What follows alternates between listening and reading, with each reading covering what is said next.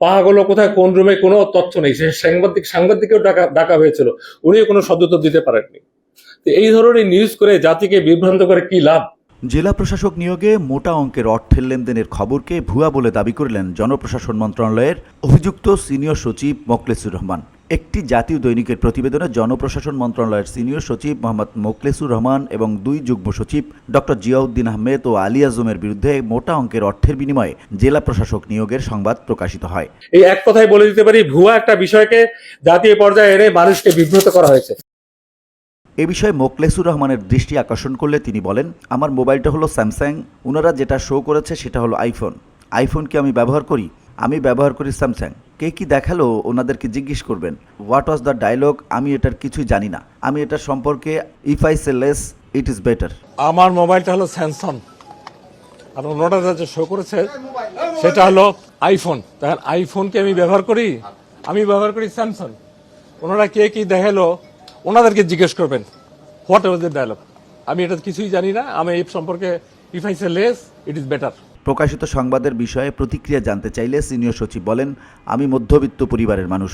সরকার যে টেলিফোন দিয়েছে সেটাও আমি ব্যবহার করি না। আপনারা যারা জানেন আমার আগের যে নাম্বার সেটাই আমি ব্যবহার করতেছি সরকারিভাবে। আমি মধ্যবিত্ত পরিবারের মানুষ, আমার সরকার যে টেলিফোন দিয়েছে সেটাও আমি ব্যবহার করি না। আপনারা যারা জানেন আমার আগের যে নাম্বার সেটাই আমি ব্যবহার করতেছি সরকারিভাবে।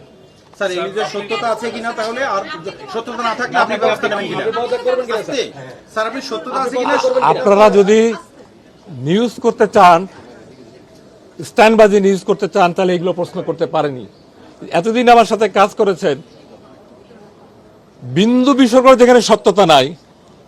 আপনাদের 3টা আমি নাম উল্লেখ করতে চাই না। আপনারা যারা ভালো আছেন, আমি ভালোকে ভালো বলবোই। তো এই কোশ্চেন করার আগে আপনারা নিজেকে কোশ্চেন করেন, কতটুকু যৌক্তিক হচ্ছে আমাকে আপনার এই কোশ্চেন করা। স্পষ্টীকরণ হলো অলরেডি 3টি পদক্ষেপ নেওয়া হয়েছে। এই 3টা চিঠি আমাদের ওয়েবসাইট থেকে নামাই নেবেন। একটা হলো আমরা তথ্য সচিবকে চিঠি লিখেছি এবং সেখানে এই পত্রিকাটার নাম আছে এবং ব্যবস্থা নেওয়ার জন্য সরাসরি সরকারি চিঠি দেওয়া হয়েছে। এটা প্রেস কাউন্সিল আছে, অন্যান্য যা নিয়ম কানুন আছে আমার চেয়ে আপনারা ভালো জানেন, তারা ব্যবস্থা নিচ্ছে। 1। 2 নম্বর হলো যাকে কেন্দ্র করে এই ভুয়া লোক, তাকে তার বিরুদ্ধে আইনানুগ ব্যবস্থা নেওয়ার জন্য স্বরাষ্ট্র সচিবকে লেখা হয়েছে, যাতে তারা মেবি 1-2 দিনের মধ্যে যখন আমরা নিউজ করতে পারবে হি উইল বি অ্যারেস্টেড এবং রিমান্ডে তার চলে যাবে।